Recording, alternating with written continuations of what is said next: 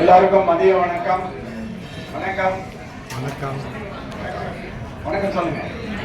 வணக்கம். கொஞ்சம் பின்னாடி இருக்கவங்க செட்டில் ஆயிடுங்க. எல்லாரும் அந்த டீ பிரேக்ல நான் சொன்ன ஒரு முக்கியமான விஷயம் உங்க மனதில் எல்லாரும் நமக்கு இறைவன் கொடுத்த அந்த உடம்புக்காக இறைவனுக்கும் நம்ம மூதாதையர்களுக்கும் பாட்டன் கூட்டி அவங்க முன்னாடி இருந்த எல்லாருக்கும் ஒரு நன்றி சொன்னீங்களா? நன்றி சொன்னீங்களா?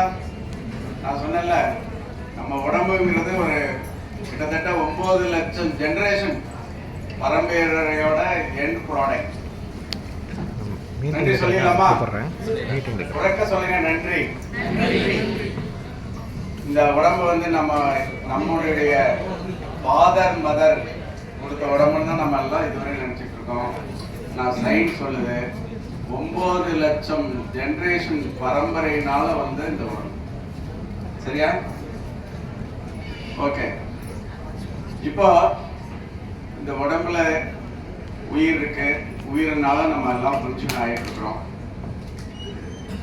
இந்த உடம்புல இருந்து உயிர் போகக்கூடிய காரணங்கள் எத்தனையோ இருக்கு. சில பேருக்கு வயதான பிறகு ரொம்ப நோய்வாய்ப்பட்டு போகும். சில பேருக்கு அகால மரணங்கள், ஆக்சிடென்ட்ஸ், வேற சில வியாதிகள் வந்து போறதை பார்க்கணும். அப்போ ஒரு வயது குறைவான ஒரு நபர் இறக்கும் போது அதோட இம்பாக்ட் ரொம்ப அதிகம். ஃபேமிலியில அப்பா இல்லாத குழந்தைகள் வளர்றதெல்லாம் எவ்வளவு பெரிய கஷ்டம் உங்களுக்கு தெரியும். அப்பா அம்மா இல்லாத குழந்தைகள் வளர்றது வந்து ரொம்ப பெரிய கஷ்டம் இந்த உலகம். அப்ப அந்த குழந்தைகள் என்ன நினைக்கும், அது தாயார் என்ன நினைப்பாங்க? ஏதோ ஒண்ணு நடந்து இவர் உயிர் பழச்சிருக்க மாட்டாரா? இல்ல ஏதோ ஒண்ணு நடந்து, ஏதோ ஒரு கவனக்குறைவா இருந்த ஒரு ஆக்சிடென்ட், அது இல்லாம போயிருந்தா எப்படி இருந்திருக்கும்? எல்லாம் பின்னாடி போஸ்ட்மார்ட்டம் நம்ம மனசுல இதெல்லாம் தோணும் இல்லையா? சரி, நீ அந்த உயரம் மாத்திடுமா? சித்தர் பாடல் ஒண்ணு உயரம் மாத்தி விட்டுறலாம். எல்லாம் மாத்தி கேள்விப்பட்டிருப்பீங்க. கடைசி கிட்ட உங்க வீட்டுக்கு உயரம் மாத்திடலாம். சரி, ரைட்டுமா. சாயங்காலம் எல்லாம் காலையில் பாடல்ல எவ்வளவு அருமையான தமிழ் யூஸ் பண்ணியிருக்காங்க அந்த காலத்துல. செய்யுள படிச்சா, தமிழ் படிச்சா யாருக்கும் புரியாது. அந்த அர்த்தத்தை சொல்றேன். ஒரு உடம்பு எப்படியாவது எவ்வளவு பாடுபட்டாலும் இந்த உயிரை பிடிச்சு வைக்கணும்னு நினைக்குமாமா. ஒரு உடம்பு எவ்வளவு கஷ்டப்பட்டாலும் இந்த உயிரை பிடிச்சு வச்சுக்கணும், விடக்கூடாதுன்னு நினைக்குமாமா. ஒரு உயிரை எங்கேயாவது ஒரு உடம்பு கிடைக்காதான் நம்ம போய் கூத்துக்கலாம்னு நினைக்குமா. எத்தனை வருஷம் முன்னாடி சித்தர்கள் அந்த மாதிரி எழுதி வச்சுட்டு போயிருக்காங்க. அப்படின்னா நம்ம உடம்பு பத்தி நம்ம பேசின ஃபர்ஸ்ட், இப்போ உயிர் பத்தி பேசுறோம். உடம்புக்கு உயிர் தேவை, உயிருக்கு உடம்பு தேவை அப்படிங்கிறத சித்தர் பாடல்ல ரொம்ப நல்லா பண்ணிட்டாங்க. ரொம்ப அழகா சொல்லியிருக்காங்க. நாங்க டாக்டர்ஸ், எல்லாம் டாக்டர்ஸ் இருக்கோம். தினம் எங்களோட எக்ஸ்பீரியன்ஸ் என்ன தெரியுமா?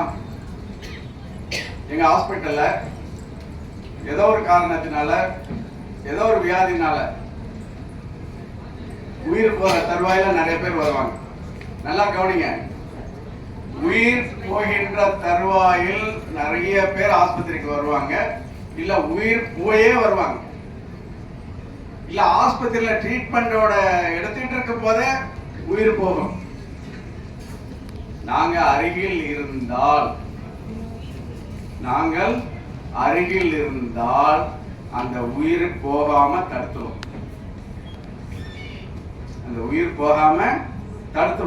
இது வெளியில இருக்கிற பேஷண்டோட உறவினர்கள் கூட தெரியாது உள்ள என்ன நடக்குதுன்னு. உயிர் போயிரும், அதை இழுத்து வச்சிரும். ஒரு மசாஜ் கொடுப்போம், இன்டபேஷன் கொடுப்போம், ஆக்சிஜன் கொடுப்போம், எலக்ட்ரிகேஷன், இந்த கரண்ட் கொடுப்போம், எல்லாம் கொடுப்போம். ஏன்னா எல்லாம் அங்க இருக்கு. எல்லாத்தையும் செய்யக்கூடிய முக்கியமா நாங்க இருக்கோம். உயிர் போகாது. வெளியே வந்து அவங்க ஹஸ்பண்டே இல்லை ஒய்ஃப்கிட்டே சொல்லுவோம், திடீர்னு ரொம்ப சீரியஸ் ஆகிட்டாரு, நாங்கள் சரி பண்ணிட்டோம், காப்பாற்றிட்டோம். ஆனால் உள்ள எவ்வளோ வேலை நடந்தது தெரியுமா? எத்தனை இன்ஜெக்ஷன் அவருக்கு போட்டோம் தெரியுமா? உயிரை போகாமல் நிறுத்தி வச்சோம். இது ஆஸ்பத்திரியில் தினம் நடக்குது. நிறைய பேஷண்ட் ஹார்ட் நின்று போயிடும், ஹார்ட் ஸ்டாப் ஆகிடும், அப்படியே பிரீத்திங் ஸ்டாப் ஆகிடும். ஆனால் நாங்களுக்கு மீண்டும் அதை துடிக்க வைப்போம். எங்களுக்கெல்லாம் அதே தான் வேலை டெய்லி.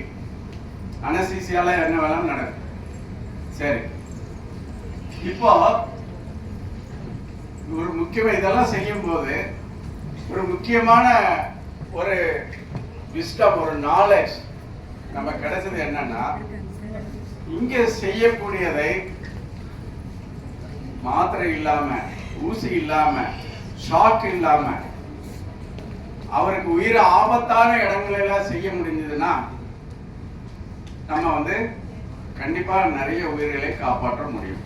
நாங்க ஆஸ்பத்திரியில் இத்தனை உயிரை காப்பாற்றோம்.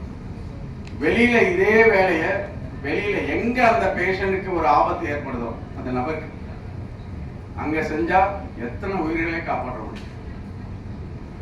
இப்ப உயிர் போறதுங்கிறதுங்க இன்னொரு முக்கியமான மெசேஜ். அப்படின்னு சொடக்கிற மாதிரி போறதில்லை.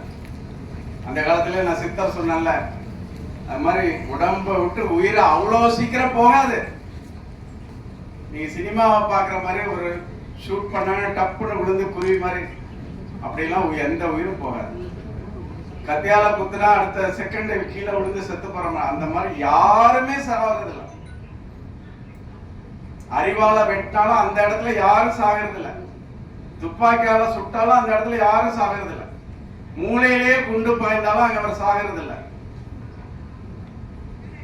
இயற்கை நமக்கு மிக மிக மிக அருமையான வாய்ப்புகளை அள்ளி கொடுத்துருக்கு. அவ்வளவுதானே, என்ன சுட்டுட்டா அவ்வளவுதானே, காப்பாத்து. நீ காப்பாத்தணும்ல, நீ யாரெல்லாம் விஐபி எல்லாம் காப்பாத்திடும். துப்பாக்கியை சூடுபட்ட குண்டுபட்ட விஐபி எல்லாம் காப்பாத்திடும். ஆனால் சாதாரண மனிதர்களை காப்பாற்ற முடியாது. சரியா? உயிர் என்பது மெதுவாக மெதுவாக மெதுவாக. ஃபார் எக்ஸாம்பிள், கத்தி குத்து 5-6 இடத்துல குத்திட்டான், ஓடி போயிட்டாங்க. 5-6 இடத்துல வெட்டிட்டாங்க. அவர் எப்படி இறக்கிறார்? கத்தி குத்து வாங்கின நபர் எப்படி இறக்கிறார் என்று சொன்னால், ஏன் ஆக்சிடென்ட், கத்தி குத்தே வேணாம், ஆக்சிடென்ட் எடுத்துக்க. ஆக்சிடென்ட் பைக்ல கார் மோதி 8 கரணம் போட்டு விழுகிறார். அவர் அங்கேயே இறந்து போறாரா? சத்தியமாக இல்லை. உடம்புல ஏகப்பட்ட காயம், தலையில ப்ளீடிங், கொஞ்சம் கொஞ்சமாக இரத்தம் உடம்பில் இருந்து வெளியாகிறது. இதேதான் கத்தி குத்துக்கு, இதேதான் துப்பாக்கி கொண்டு கொஞ்சம் கொஞ்சமாக ரத்தம் வெளியாகி ஹார்ட் பம்ப் பண்ற அளவுக்கு பிளட் இல்லாத போகும் பொழுது ஹார்ட் ஸ்டாப் ஆகுது, லங்ஸ் ஸ்டாப் ஆகுது. கடைசியாக ஸ்டாப் ஆகுது பிரெயின். கடைசியா இருக்கிற கொஞ்சம் நஞ்ச பிளட்டையும் வச்சுக்கிட்டு இந்த பிரெயின் எப்படியாவது சர்வே பண்ணிக்கலாம் அப்படின்னு பார்க்கும். யாராவது இந்த நபரை காப்பாற்ற மாட்டார்களா? இந்த நபருக்கு இந்த முதலுதவி அதான் செய்யப்படும். இந்த ஒரு சின்ன பயிற்சியை யாராவது செய்ய மாட்டார்களா? நம்ம பொழைச்சிக்கலாமே அப்படின்னு அந்த பிரெயின் நினைச்சுக்கிட்டே இருக்கும்.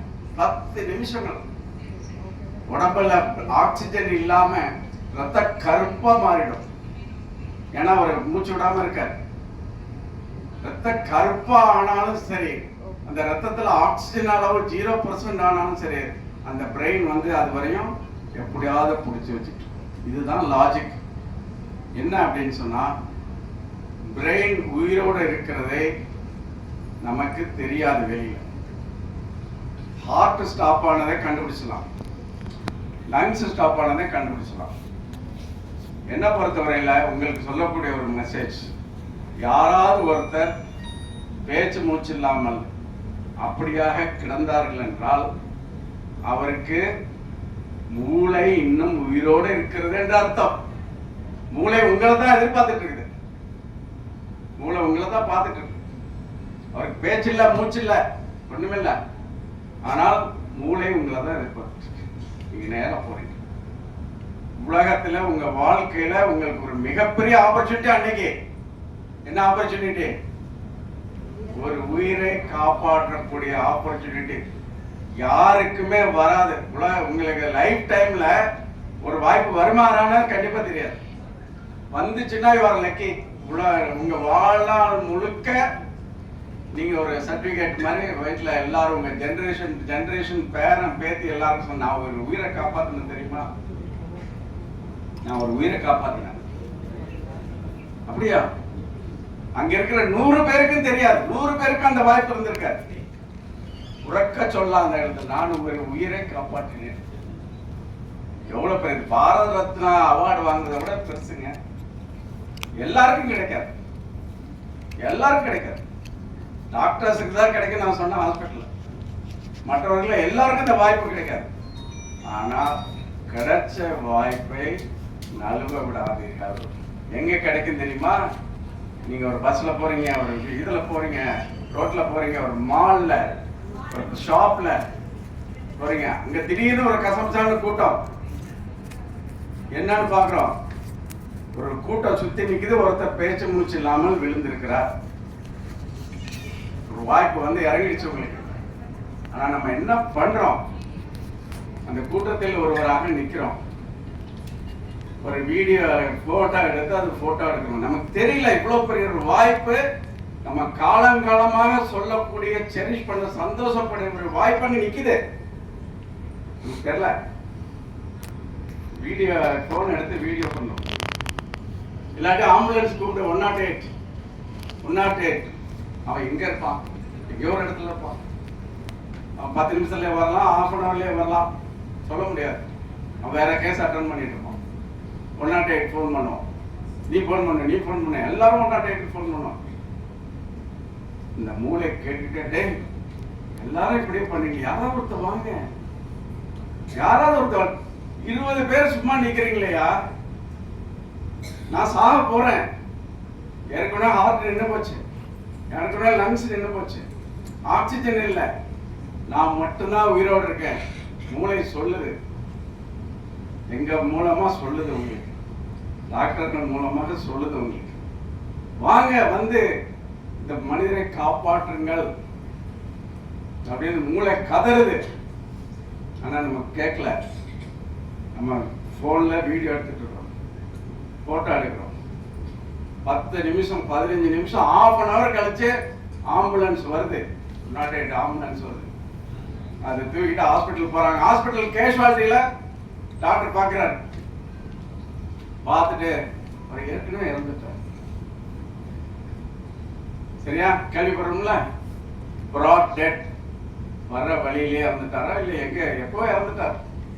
எப்ப இறந்தாரு அங்க இருக்கிற யாருக்கும் தெரியாது, யாருக்கும் தெரியாது. இந்த மூளை கத்திக்கிட்டு இருந்துச்சு, அது எப்ப நின்னுச்சு யாருக்கும் தெரியாது. ஆஸ்பத்திரி டாக்டர் பார்த்து மூளையும் இறந்து விட்டது, இனிமே ஒண்ணும் பண்ண முடியாது. இன்னொரு வார்த்தை சொல்லுவாரு டாக்டர். என்ன வார்த்தை? எல்லாருக்கும் சூப்பர், அத்தனை பேருக்கும் தெரியுது. அடுத்த டயலாக் டாக்டர் சொல்ற 10 நிமிஷம் முன்னாடி வந்திருக்கலாம். 100% ப்ரூஃப். அது ஏன் இந்த 10 நிமிஷம் யோசனை பண்ணி பார்த்திருக்கீங்களா? அந்த மூளை உயிரோட இருந்திருக்கும். அந்த மூளையை மறுபடியும் அந்த உடம்ப உயிர் கொடுத்திருக்கலாம். அந்த ஃபேமிலிக்கு ஒரு ஹெட் ஆஃப் த ஃபேமிலி கிடைச்சிருக்கலாம். அந்த பெண்ணுக்கு ஒரு மனைவி திரும்ப கிடைச்சிருக்கலாம். இந்த பேரண்ட்ஸுக்கு ஒரு மகன் திரும்ப கிடைச்சிருக்கலாம். எல்லாமே நடந்திருக்கலாம் அந்த 10 நிமிஷத்துல. ரைட்? நம்ம என்ன நினைக்கிறோம் நமக்கு தெரியல. ஓ, உயிரை காப்பாத்துனா இன்ஜெக்ஷன் போடணுமா, ஆக்சிஜன் வைக்கணுமா அப்படின்னு. அதனால இல்ல கோர்ட்டு கேஸ் நம்மளை இழுத்துவாங்கப்பா, வேண்டாம் வம்பு. எவ்வளவு பெரிய வாய்ப்பே, நீ உயிர் காப்ப ஒரு தடவைக்கு மேல யாருக்குமே கிடைக்க வாய்ப்பே கிடையாது. இந்த மாதிரி ஒரு உயிரை காப்பாத்துறதுக்கு அந்த ஒரு வாய்ப்பு இருந்துச்சு. நம்ம நல்ல விட்டோம். என்ன பண்ணணும்? உங்க கையில ஆக்சிஜன் வேணுமா? வேண்டாம். இன்ஜெக்ஷன் அட்ரினலின் அந்த மாதிரி எது வேணுமா? வேண்டாம். வேற ஏதாவது இன்டிபேஷன் பண்ணுமா? அதெல்லாம் ஒண்ணும் வேண்டாம். என்ன வேண்டும்? இதை பத்தி தெரிஞ்சிருக்கணும். நான் அதை தான் சொல்ல போறேன். Very very simple. நான் தான் ஒரு பைஸ்டாண்டர். இவர் வந்து ஒரு மால்ல, ஒரு ஷாப்ல, ஒரு கல்யாண மண்டபத்துல மயக்கம் போட்டு விழுந்துட்டார். சரியா? இல்லைன்னா ஒரு ஆக்சிடென்ட், கார்ல போற முன்னாடி கார் ஆக்சிடென்ட் ஆயிருக்கு, கதவை திறந்து ஒரு வெளியே ஒருத்தர் கிடக்குறார். நான் அப்படியே இப்படி நலிஞ்சு அப்படியே போய் நமக்கு எதுக்கு போயிடுவா, இல்ல நிறுத்திட்டு 108 ஆம்புலன்ஸுக்கு ஃபோன் பண்ணிட்டு இருக்கட்டுமா, இல்ல அங்க இருக்கிறவங்களாம் கேட்டு இது எப்படி நடந்துச்சு, யார் வந்து இடிச்சது, யார் ஃபர்ஸ்ட் இடிச்சது, யார் மேல தப்புன்னு விசாரணை பண்ணிட்டு இருக்கட்டுமா? இதெல்லாம் இல்ல. காரை விட்டு நான் பின்னாடி கார்ல போயிட்டு இருக்கேன். நடந்ததை நான் பார்க்கல, ஏதோ நடந்திருக்கு முன்னாடி, எவ்வளவு நேரம் முன்னாடி எனக்கு தெரியாது. பார்க்கிறேன் ஒரு ரத்த வெள்ளத்துல ஒருத்தர் கிடக்கிறார். நான் அதே போல நீங்க அத்தனை பேரும் உங்களுக்கு அந்த மாதிரி ஒரு சீன் வந்துச்சுன்னா உடனே காரை விட்டு இறங்கு. அந்த ஆக்சிஜன் வேணும், இன்ஜெக்ஷன் வேணும், அந்த கோர்ட்டில் இருப்ப கேஸ் எதுவுமே அவங்க மைண்ட்ல வரல. மைண்ட்ல வர்றது ஒரே ஒரு விஷயம் என்ன, என்னுடைய வாழ்நாளில் ஒரு உயிரை காப்பாற்றக்கூடிய ஒரு வாய்ப்பு இந்த கண்ணு முன்னாடி வந்துருச்சு. இந்த கண்ணு முன்னாடி வந்துருச்சு. படான்னு காரை விட்டு இறங்குறேன். இப்ப நான் சொல்ல போறத அப்படியே நீங்க எல்லாம் பண்ணீங்கன்னா அந்த உயிரை காப்பாற்ற உங்களால முடியும். உயிர் காப்பாற்ற life rescuer, I am also a life சேவர்னு ஒரு படம் ஒரு லெட்டரை போட்டு உங்க வீட்டுக்கு முன்னாடியே ஓட்டிக்கலாம். நான் ஒரு உயிரை காப்பாத்திட்டேன். எப்படி? நான் சொல்றபடி கரெக்டா பண்ணுங்க. காரை விட்டு இறங்கி போயிட்டீங்க. அந்த சீன் என்ன நடந்திருக்குன்னு ஒரு ஜஸ்ட் ஃபியூ செகண்ட்ஸ்ல ஆக்சிடென்ட் ஆயிடுச்சு.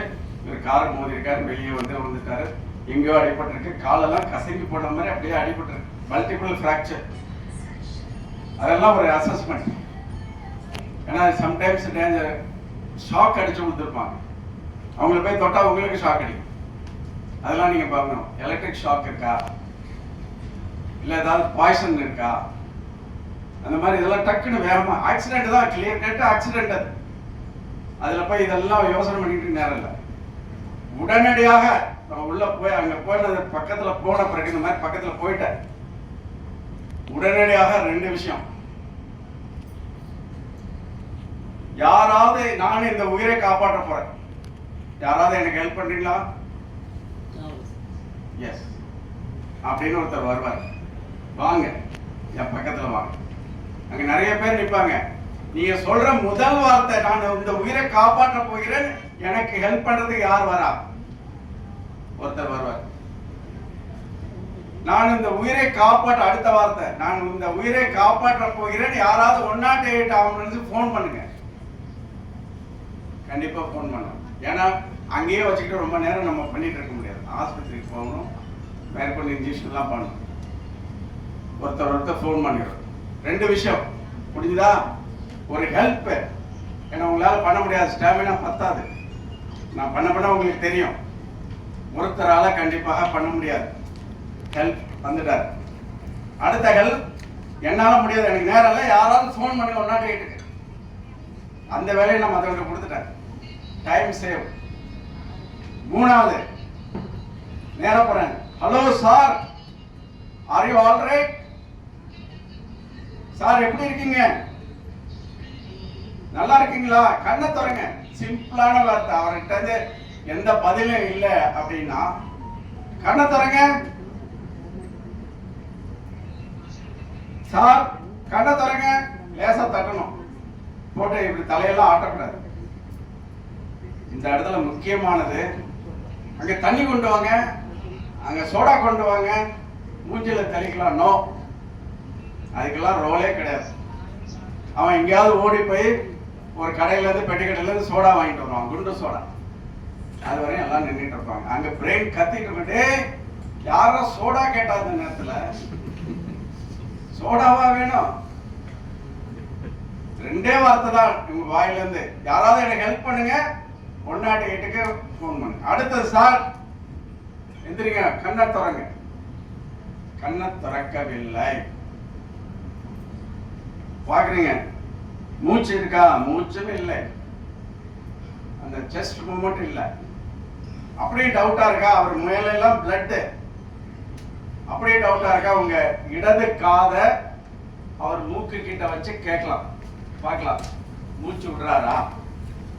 மூச்சு விடுறாரா? என்ன உயிரை ஓடிக்கொண்டு இருக்கிறது. மூச்சும் இல்லை. நல்லா புரிஞ்சுங்க. அவர் கண்ணை திறக்கல. மூச்சு இல்ல இருக்கா இல்லையான்னு தெரியல. சரியா? அவர் எனக்கு ரெஸ்பாண்ட் பண்ணல. அப்படிங்கிற பட்சத்துல அடுத்தது நம்மளுடைய இது ஹார்ட் துடித்து கொண்டு இருக்கிறதா இவருக்கு. அடுத்த ஸ்டெப், ஹார்ட் துடிச்சிட்டு இருக்கா. Very simple technique. நீங்க ஆஸ்கல்டேஷன் இங்க வச்சலாம், அதெல்லாம் பண்ண ஸ்டெப் கிடையாதுங்க. சில பேர் என்ன பண்ணுவாங்க, காலில் போய் பல்ஸை தேடிட்டே இருப்பாங்க. நான் நிறைய பேர் காலெலாம் ஜில்லுன்னு ஆயிடுச்சு, விட்டுரு. காலை ஜில்லுன்னு ஆகிறதுக்கு அதுக்கு சம்பந்தமே கிடையாது. போட்டு தேய்ன்னு தேய்ப்பாங்க. பார்த்துருக்கீங்களா? காலை போட்டு தேய்ப்பாங்க, சூடு பண்றாங்களாம். காலில் போய் பல்ஸ் தேடிட்டு இருப்பாங்க. பல்ஸ் காணுமே, பல்ஸே இல்லையா? கையில பல்ஸ். இந்த கையில பல்ஸ், காலில் பல்ஸ் எல்லாம் பார்க்க கூடாது. பல்ஸ் பார்க்கறது ஒரே இடம் கழுத்துல. இந்த இடத்துல ஈஸியா இந்த மாதிரி மயக்கம் போட்டு விழுந்த நபர் எல்லாரும் என்ன பண்ணுவோம், உங்க ஃபிங்கர்ஸை உங்க கழுத்துல இந்த மூச்சுக்குழாய் பக்கத்துல இப்படி கை வைங்க. எல்லாரும் வைங்க. வச்சு அழுத்துனீங்கன்னா உங்களோட பல்ஸ் தெரியும். படுக்க வச்சு பார்த்தீங்கன்னா இன்னும் நல்லா தெரியும். இன்னைக்கே போய் உங்க வீட்டுல அப்பா, அம்மா, குழந்தை, தங்கச்சி, அண்ணன் எல்லாத்துக்கும் பல்ஸ் போடுங்க. இந்த இடத்துல பழகிக்கணும். இந்த இடத்துல வச்சு பாக்குறீங்க, பல்ஸ் இல்லை அப்படின்னு சொன்னா ஹார்ட் நின்றுருக்கு.